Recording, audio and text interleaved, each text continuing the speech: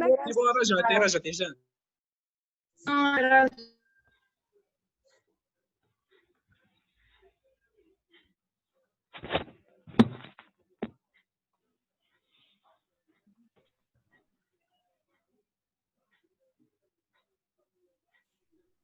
Alors, on s'excuse pour cette interruption, qui est d'ordre beaucoup plus technique. Donc, on va reprendre là où on s'est arrêté tout à l'heure. On a parlé du carcinome épidermoïde. Donc, je vous ai dit comparativement à l'adénocarcinome, celui-là, il se développe beaucoup plus au niveau proximal, essentiellement au niveau des branches souches, voire les branches lobaires. Vous allez pouvoir l'identifier aussi dans une forme particulière du cancer bronchopulmonaire, qui est le pancreas Tobias. Et aussi dans le tiers dans le tiers des cas, à proximité des bulles d'emphysème ou bien des lésions qui sont à caractère excavé, c'est-à-dire là où vous allez avoir des bulles.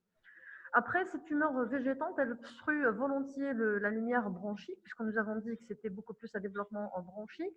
Donc là, ça va donner naissance à un trouble de la ventilation qui va être objectivé radiologiquement ou bien cliniquement, être responsable de ce qu'on appelle une atélectasie. Et les signes cliniques, bien sûr, fonctionnels qui vont avec, aussi bien en fonctionnel que physique. Donc, le troisième type, c'est que vous avez le carcinome à grandes cellules. À côté de ce cancer bronchique non à petites cellules, c'est que vous avez le cancer bronchique à petites cellules. Donc, il est impliqué dans 15% des cas par rapport. Donc là, vous voyez que la prédominance, elle est donnée au cancer non à petites cellules. Par contre, ces CPC, ces cancers bronchiques à petites cellules, ils sont réputés être méchants. Pourquoi? Parce qu'ils sont volontiers à développement qui est médiastinal, qui donne beaucoup plus de manifestations de syndrome médiastinal et aussi à son pouvoir métastasien très fréquent parce que c'est des tumeurs qui sont invasives, très invasives et très métastasiantes. Et vous avez aussi la prédominance des syndromes. Il y a une fréquence qui est anormale de syndrome paranéoplasique dans ce type histologique-là, qui est liée aux caractéristiques endocrines, c'est-à-dire sécrétoires de ces tumeurs, et qui donne naissance à ces syndromes paranéoplasiques. Donc, d'un point de vue immunohistochimique, on utilise un certain marquage qui est assez spécifique, qui est un NSE, et la différenciation neuroendocrine qui confirme l'origine, le type histologique de ce cancer bronchopulmonaire. Alors, maintenant, d'un point de vue diagnostic, donc en quelle occasion on peut être amené à découvrir ce diagnostic-là? Au début, tout à l'heure, on a dit que les 3/4 des cancers bronchopulmonaires sont diagnostiqués.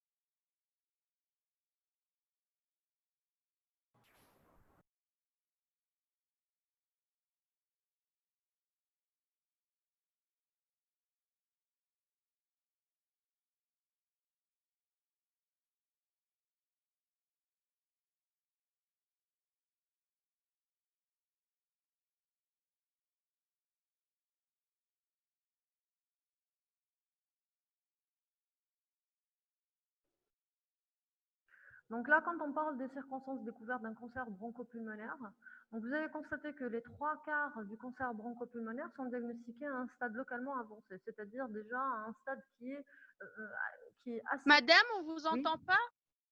Là, vous n'entendez rien? On vous entend pas? Maintenant, vous n'entendez rien? Oui. Vous arrivez à me répondre? Oui, on entend normal. Oui. On a terminé tout à l'heure avec la partie anapath, c'est bon? Oui, C'est bon pour l'anapath. Maintenant, on va commencer le diagnostic, la manifestation clinique. Oui. Oui, d'accord. Oui, continue, madame. Pardon? On va commencer maintenant la partie clinique. Alors, en quelle occasion on peut découvrir un cancer bronchopulmonaire? Souvenez-vous tout à l'heure, au début du cours, donc nous avons dit que le 3 quarts des cas étaient diagnostiqués à un stade qui était déjà avancé. Donc c'est pour ça que à ce niveau-là, réellement, c'est-à-dire qu'on n'a pas beaucoup de thérapeutiques à offrir aux patients. Donc, pourquoi on arrive à diagnostiquer le cancer bronchopulmonaire à un stade qui est assez tardif? Ben parce que tout simplement, les symptômes ne sont pas assez spécifiques ou bien pathognomoniques à cette pathologie-là. Donc, on peut être amené à diagnostiquer cette pathologie devant certains signes qui sont respiratoires, devant des manifestations plaidant en faveur d'un syndrome infectieux, devant certains symptômes qui témoigneraient d'un envahissement loco-régional, et là on parle du médiastin bien sûr, ou bien c'est carrément des symptômes qui sont en rapport avec une métastase à distance, ou c'est des signes généraux. Donc on va essayer de dérouler ces manifestations l'une après l'autre, et on va essayer de voir les caractéristiques qui peuvent nous orienter vers une origine néoplasique. Alors concernant les signes respiratoires, les signes d'appel respiratoire ou les signes fonctionnels, vous pouvez avoir une quinte de toux. Donc là, lorsque vous avez une toux qui est dans l'aggravation assez progressive et qui ne répond pas Allô? aux Ah, thérapeutiques c'est parfait. habituelles et qui est quinteuse et qui est récidive avec une résistance aux thérapeutiques, donc là, ça devrait nous inciter à pousser nos investigations, surtout si on entre dans carrément la définition d'une toux qui est chronique. Donc là, il faudrait pousser les investigations pour aller chercher ce qui est à l'origine d'une toux. Alors, une toute personne qui tousse, c'est pas normal. C'est qu'il y a toujours une pathologie qui est à l'origine de ça. Ça peut être une affection qui est banale, donc on peut traiter normalement, mais ça persiste dans le temps. Il faudrait rechercher l'origine de cette toux-là. Le deuxième signe d'appel, c'est que vous avez l'hémoptysie, c'est-à-dire le rejet du sang à travers la bouche de sang provenant des voies sous-glottiques. Les caractéristiques de ces hémoptysies, elles sont volontiers de faible abondance. Ce pas des hémoptysies fourdoyantes ou de moyenne abondance, non, au contraire, c'est des crachats, voire des crachats hémoptoïques. La personne, elle crache c'est du crachat qui est strié de sang, ou bien carrément des hémoptysies de faible abondance. Et la deuxième particularité, c'est qu'elles sont capricieuses, c'est-à-dire elles viennent et elles disparaissent. Je crache aujourd'hui du sang, après il y a quelques jours ou un mois où je fais rien, et un mois plus tard, je crache encore une fois du sang. Donc c'est ce qu'on appelle le caractère capricieux, c'est-à-dire elle est là, elle disparaît de cette hémoptysie, qui sont de faible abondance et récidivantes. Le troisième signe d'appel, c'est que vous pouvez avoir une douleur thoracique. Et malheureusement, vu que le parenchyme pulmonaire n'est pas innervé, c'est la plèvre et le médiastin qui est richement innervé, souvent, quand on a une douleur thoracique, c'est qu'il y a un envahissement quelque part. Bref, quand vous avez une douleur thoracique qui est variable, fixe, qui est tenace et qui ne répond pas aux antalgiques usuels, c'est qu'il y a quelque chose d'anormal qui est à l'origine de cette douleur thoracique. Le quatrième symptôme, c'est que vous pouvez avoir une dyspnée. Alors la dyspnée, là, elle est d'aggravation qui est progressive. Et plus elle touche les parties les voies les plus principales, vous allez trouver qu'elle va être à l'origine d'un sang qui est assez particulier, le wheezing ou autre. Donc là, ça devrait attirer votre attention vers une obstruction d'un grand tronc. Un autre signe qui est les bronchorées. Alors la bronchorée, elle est définie par la quantité de sécrétion que la personne va émettre. Mais la particularité de ces bronchorées dans le cancer bronchopulmonaire, c'est qu'il y a un sous-type, si vous voulez, histologique qui appartient à la famille des adénocarcinomes, c'est le bronchiolo-alvéolaire. Et ces sécrétions bronchiques, elles sont abondantes, tellement abondantes, elles sont fluides et elles sont translucides. Donc, si vous voulez, quand vous les voyez, elle rappelle à peu près l'aspect du blanc d'œuf, d'accord? Donc c'est assez fluide comme ça. Après, vous avez les épisodes respiratoires aigus d'allure infectieuse, c'est-à-dire dès que vous avez un épisode de pneumopathie ou bien de suppuration pulmonaire, ce n'est pas anodin. L'appareil, les moyens de défense d'appareil respiratoire, ils font que le poumon profond ne soit pas touché.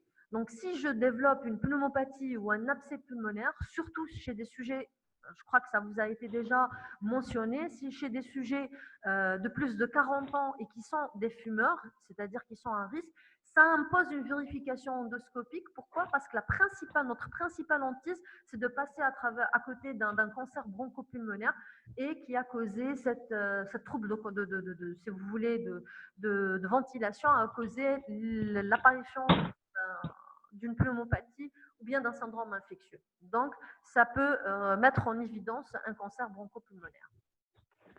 Après, je peux avoir des symptômes qui sont beaucoup plus en rapport avec un envahissement loco-régional.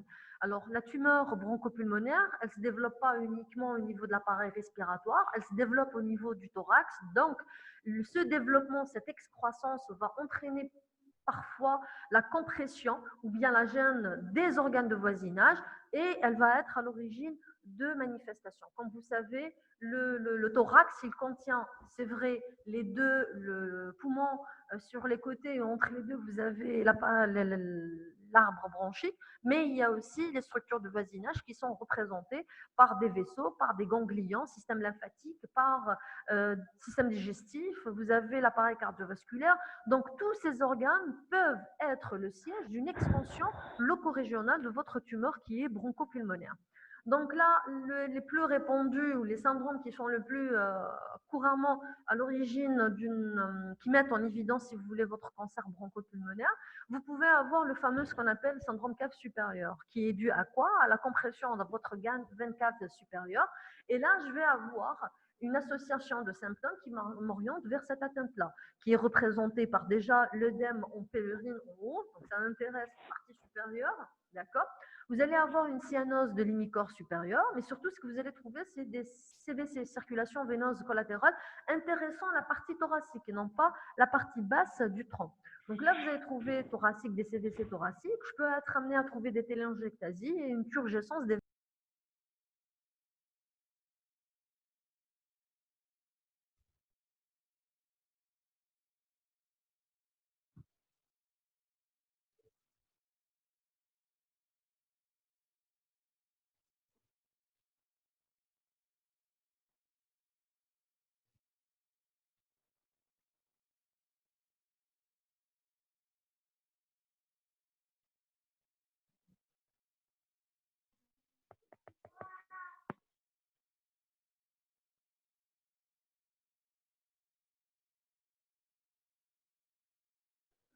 À côté du syndrome cave supérieur, vous avez les atteintes qui peuvent traduire une atteinte nerveuse. Vous avez l'atteinte du nerf récurrent, qui se traduit beaucoup plus par une dysphonie.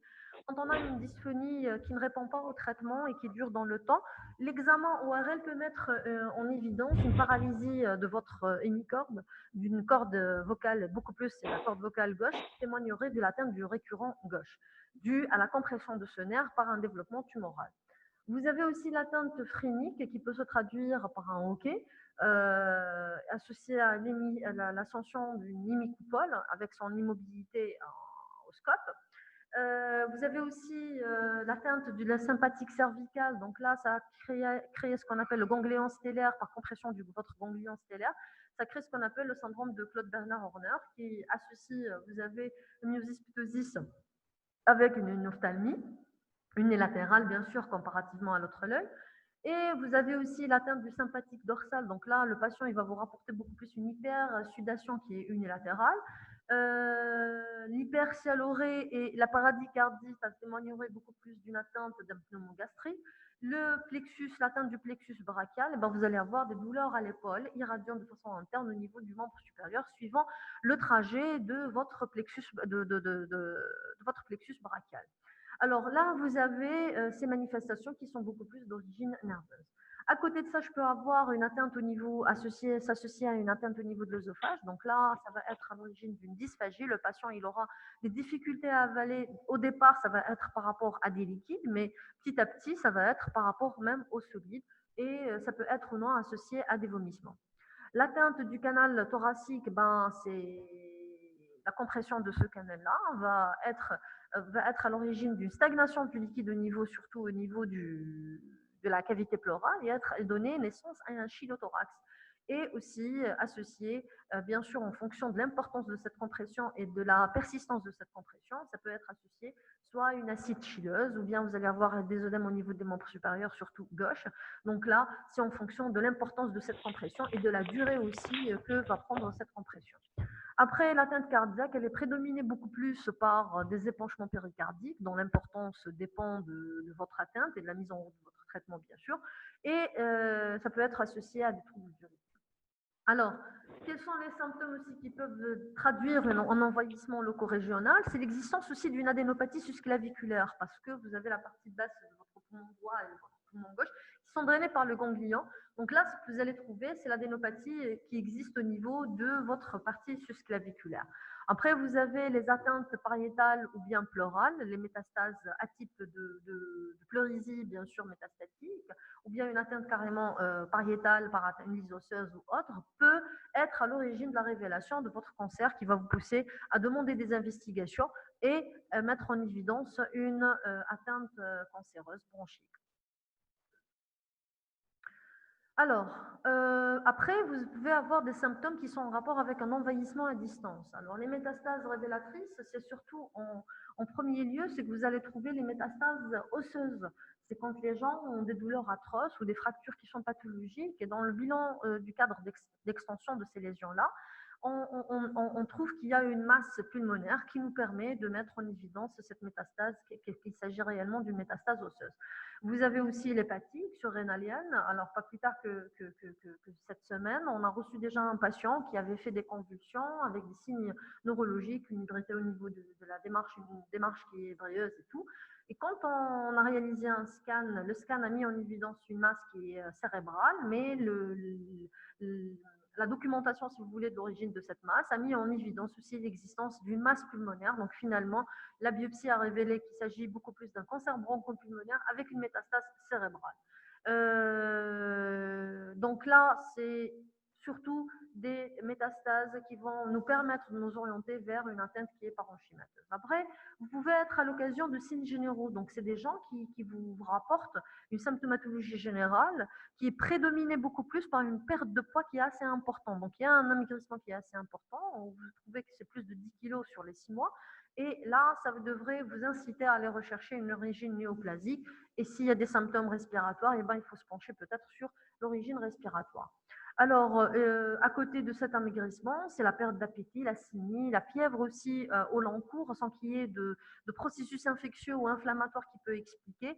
Ça devrait aussi vous inciter à rechercher une origine néoplasique. Et en premier lieu, vous pouvez chercher l'origine bronchopulmonaire. Alors, à côté de ces manifestations, ça peut être aussi à l'occasion d'un syndrome paranéoplasique. Alors, il y a une multitude de syndromes paranéoplasiques. Les plus prédominants, donc vous allez trouver par ordre de croissance là, en premier lieu, vous avez les syndromes ostéo-articulaires. Le mécanisme impliqué, il est toujours mal connu. Donc, nous avons en premier lieu, vous avez l'hypocratisme digital et vous avez aussi l'ostéopathie, arthropathie hypertrophiante pneumonique de Pierre-Marie. Alors là, vous allez trouver un décollement périosté, vous allez avoir des douleurs au niveau des olents. Donc là, d'où l'intérêt de réaliser une radiographie au niveau du fémur, du tibia, donc au niveau des olents, où vous allez mettre en évidence cette atteinte. Donc là, à côté de ça, vous avez les syndromes endocriniens. Les syndromes endocriniens, les plus répandus, donc vous avez le syndrome de Schwarz-Barter, où vous allez avoir une sécrétion ici inappropriée de l'ADH. Donc là, et tous les troubles ioniques qui vont s'accompagner, donc essentiellement représentés par l'hyponatrémie, où le patient va présenter des signes neurologiques qui vont vers l'aggravation malgré votre correction. Alors, vous avez aussi le syndrome de Cushing par sécrétion, hypersécrétion de la CTH et tout ce qui va avec le syndrome de Cushing. Vous pouvez avoir une hypercalcémie avec les manifestations et surtout, on craint ici les manifestations qui sont beaucoup plus le retentissement cardiaque de ces manifestations-là, qui est dû essentiellement à la sécrétion d'une hormone qui est parathormone-like, si vous voulez, par les cellules cancéreuses. Après, vous avez les syndromes paranéoplasiques qui sont d'origine neurologique. Alors, ils ne sont pas très, très rares, ils ne sont pas très répandus, ils sont de l'ordre de 2%. Et les plus répandus, vous avez la plus répandue, c'est le syndrome de Lambert-Eaton. Donc là, c'est beaucoup plus une fatigabilité musculaire qui est proximale au niveau des membres inférieurs. Et c'est le EEG qui permet de mettre en évidence ce phénomène de facilitation, pardon, lors de la stimulation répétitive à haute fréquence. Donc là, après, vous pouvez avoir une encéphalite, vous pouvez avoir une rhomboencéphalite, les dégénérescences cérébelleuses. Comme je vous ai dit pour notre patient tout à l'heure, il y avait une atteinte occipitale, il y avait aussi trouble de la vision. Donc là, ces symptômes diffèrent en fonction soit de votre syndrome paranéoplasique ou bien de la localisation métastatique de votre métastase bronchopulmonaire. Autre symptôme, je peux avoir une fièvre paranéoplasique, je peux avoir un syndrome paranéoplasique d'ordre hématologique avec les perturbations de la crasse hématologique, que ce soit pour les plaquettes ou bien pour les blancs, ou carrément des anémies associées avec une aplasie des trois lignées. Vous pouvez avoir un syndrome paranéoplasique cutané, donc il y a une multitude. Mais les plus fréquents, si vous avez par ordre de fréquence en matière de cancer bronchopulmonaire, c'est beaucoup plus les syndromes ostéo-articulaires, endocriniens et paranéoplasiques neurologiques qui sont les plus répandus. Bien sûr, en association avec la fièvre paranéoplasique qui est sans, sans manifestation, sans syndrome inflammatoire ou bien infectieux associé. Donc, mais il faut savoir que ces syndromes-là, ils sont beaucoup plus fréquents dans les tumeurs qui sont à caractère endocrinien, d'accord, comme pour le CPC. Maintenant, comment ça va se traduire sur le plan radiologique? Quand on a des anomalies, des signes fonctionnels pareils, ou bien quand il y a une symptomatologie qui traduit l'un de ces éléments qu'on vient de citer, ça doit nous inciter à réaliser une radiographie du thorax. Et à la radiographie du thorax, eh ben, ce qu'on peut trouver, c'est des images qui peuvent être compatibles avec un cancer bronchopulmonaire. Donc, vous pouvez avoir une opacité qui est pédiculaire, dont les limites ils sont floues. Là, au niveau de cette radiographie, vous avez carrément un syndrome d'atélectasie. Là, vous voyez que votre médiastin il est carrément attiré vers la lésion. Donc là, il y a une atélectasie qui est assez importante, qui peut intéresser un gros segment de votre voies aériennes. Donc là, radiologiquement parlant, ça se traduit par une opacité pédiculaire, à limite floue. Vous pouvez avoir un nodule seul, isolé, en plein parenchyme pulmonaire. Parfois, il peut être excavé, mais c'est les contours irréguliers et l'atteinte de la paroi, une paroi qui est épaisse, qui peuvent vous orienter vers ça. Ça peut être des opacités alvéolaires uniques ou bien multiples. Je peux avoir des adénopathies qui peuvent se traduire par un aspect polycyclique. Donc, c'est ce qu'on peut voir ici, par exemple. Là, vous voyez que vous avez une opacité qui est hilaire et vous avez le contour qui est assez irrégulier. Là, aspect qui est polycyclique. Vous voyez, c'est assez polycyclique. Là, c'est le nodule dont on a parlé tout à l'heure. Donc là, ça dépend de la lésion en question. Je peux avoir des opacités alvéolaires uniques ou multiples. Je peux avoir ce qu'on a dit, les opacités médiastinales. Je peux avoir un épanchement pleural liquidien associé, si je trouve une image pulmonaire ou un épanchement associé. Donc là, ça m'oriente beaucoup plus vers une atteinte qui est néoplasique. Je peux avoir une lyse osseuse ou une ascension de la coupole diaphragmatique. Donc tous ces éléments peuvent m'orienter vers une atteinte néoplasique. Alors, à côté de ça, quand on a ces images-là, ça nous incite à réaliser une TDM thoracique. La TDM thoracique, ça va me permettre déjà de voir la tumeur, de voir sa nature, est-ce qu'elle est tissulaire ou autre, de voir ses rapports avec les organes de voisinage, apprécier s'il y a un autre envahissement à côté, est-ce qu'il y a une atteinte ganglionnaire locorégionale. Donc tous ces éléments vont être précisés au niveau de ma TDM thoracique. Alors,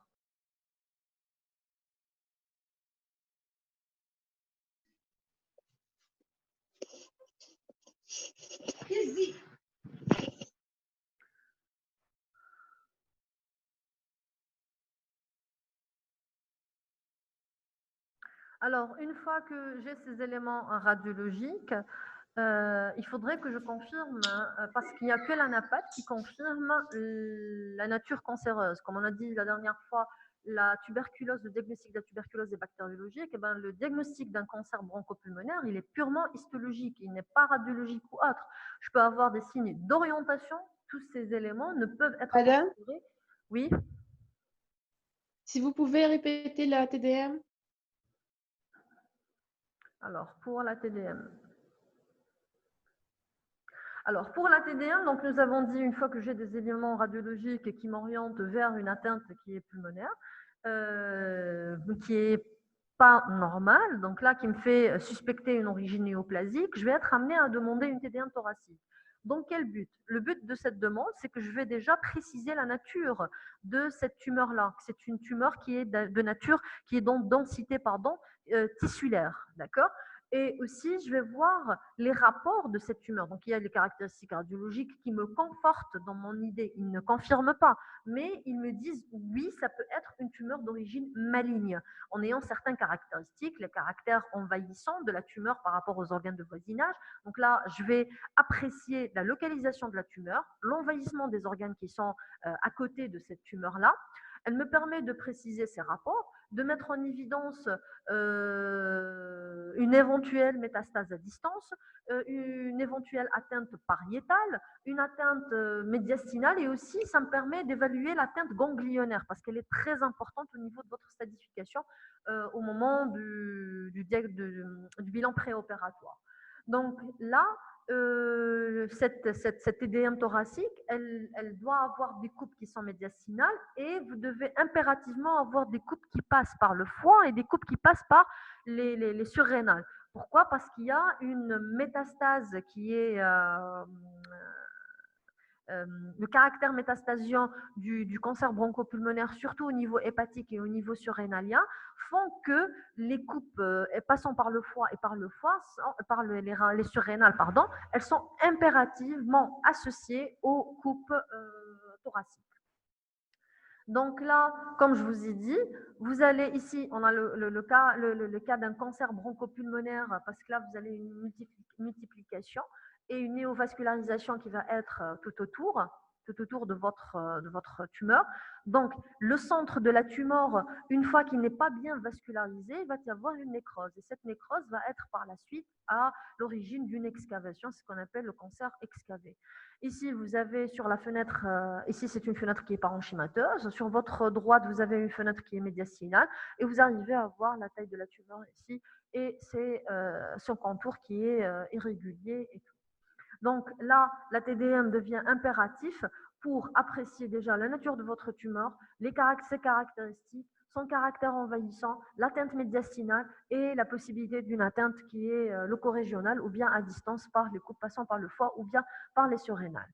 Donc, tous ces éléments, si vous voulez, ils ne font que me conforter dans l'idée qu'il pourrait être un cancer bronchopulmonaire. Mais pour pouvoir parler d'un cancer bronchopulmonaire, vous êtes obligé d'avoir une preuve histologique. Je vous ai dit, pour la tuberculose, c'est bactériologique. Le diagnostic d'un cancer bronchopulmonaire, il est purement histologique. Vous devez avoir une anapath à tout prix. Et pour pouvoir avoir une preuve histologique, je devrais prélever des fragments au niveau de cette tumeur.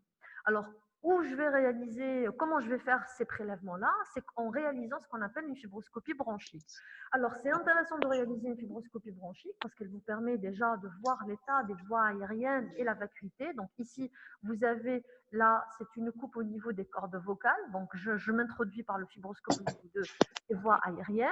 Ici, vous avez la carène. Donc, j'apprécie déjà la carène, comment elle est. Est-ce qu'elle est déviée? Est-ce que les branches, ils ont un aspect qui est normal, l'aspect macroscopique? Et je visite l'arbre bronchique.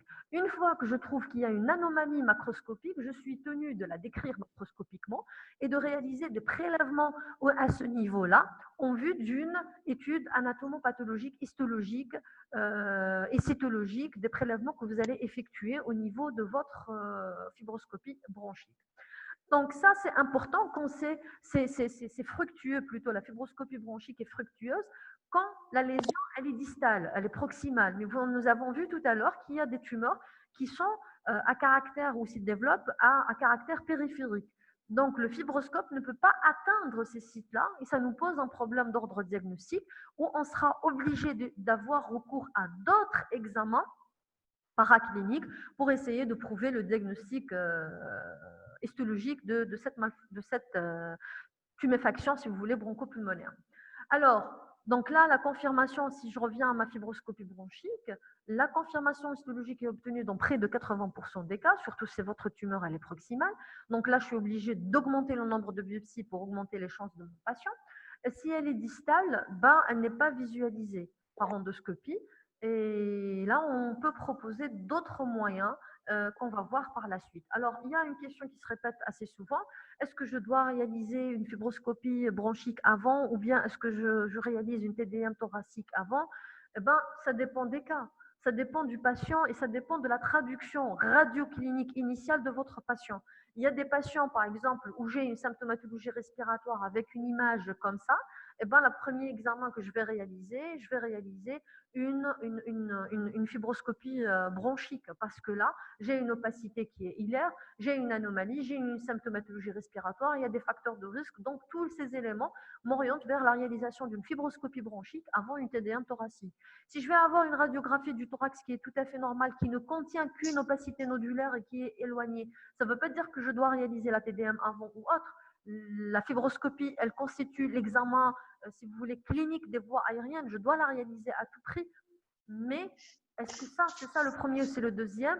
Vous allez, c'est en fonction des cas. Ça dépend de ce que vous avez et de la traduction radioclinique qui va avoir lieu chez votre patient. Mais ce qui est sûr, la fibroscopie bronchique, elle est indispensable et la TDM thoracique, elles sont indispensables, aussi bien pour votre diagnostic que pour l'évaluation de votre extension. Alors, dans le cas où j'ai un problème d'ordre diagnostique, c'est-à-dire que je n'arrive pas à faire des prélèvements par la fibroscopie bronchique, je peux avoir recours à d'autres examens. C'est ce qu'on appelle la ponction biopsie transpariétale à l'aiguille. Là, ce que je vais faire, c'est un patient qui est là et sous contrôle scanographique, je vais envoyer, bien sûr, après repérage et tout, je vais envoyer une aiguille pour réaliser un prélèvement au niveau du nodule qui est périphérique. Et ces fragments, ils vont être examinés et ça me permet d'avoir un diagnostic histologique de ma lésion.